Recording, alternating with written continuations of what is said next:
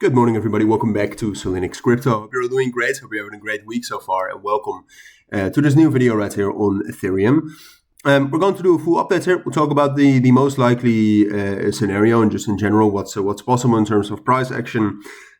We'll talk about some interesting fundamentals as well, because there are some things going on right now in the general market that I think you need to be aware of, and I think we need to be, I think you need to know, which are actually quite positive for Ethereum at this point of time, still at least.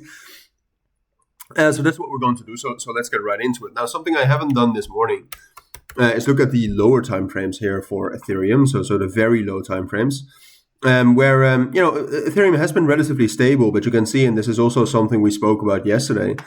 You can see that that now we made some sort of a bearish divergence right here, right? I mean, this is basically a textbook bearish divergence where we made a higher high with the price, but the volume was lower, the RSI was lower. You can also see right here, actually, can I get this back? Yeah.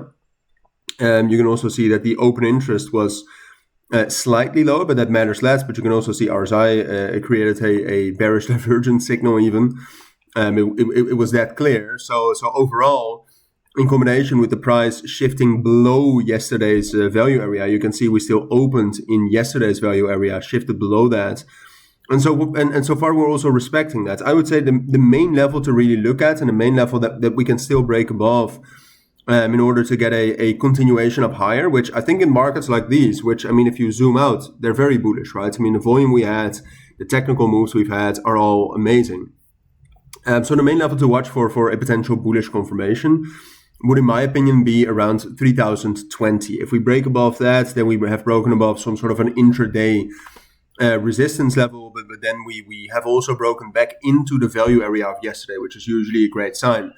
However, I don't think that's most likely. I see some de-risking going on in the markets. If you look at the lower time frames, and this is something we spoke about more often, but if you look at the lower time frames, we have some major imbalances still for Ethereum as well.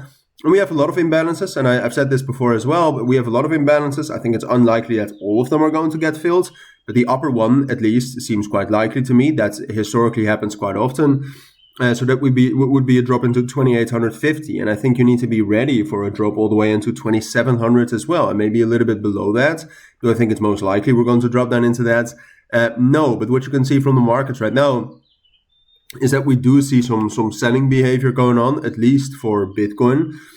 We have some major news coming out later today with the CPI and inflation rate data. We could see some sort of a sell effect from that based on what the outcome is. And then we also have those imbalances. And like I said, on the higher time frames, I think it makes sense to be bullish on Ethereum. And one of the recent developments, which I think is great as well, is that ETH BTC, for the first time in a very, very long time, actually shows signs of reversing. All right, and this is the first time we've seen this in a while. It's definitely not done yet, but it at least has it at least has a chance here, right? And that matters. I think that matters, especially if you combine it with the other technicals.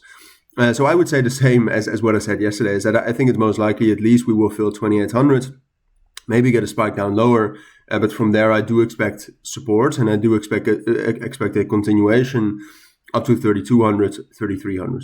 Those are my thoughts for now. I'll definitely keep you updated on this, but that's it. So thank you for watching.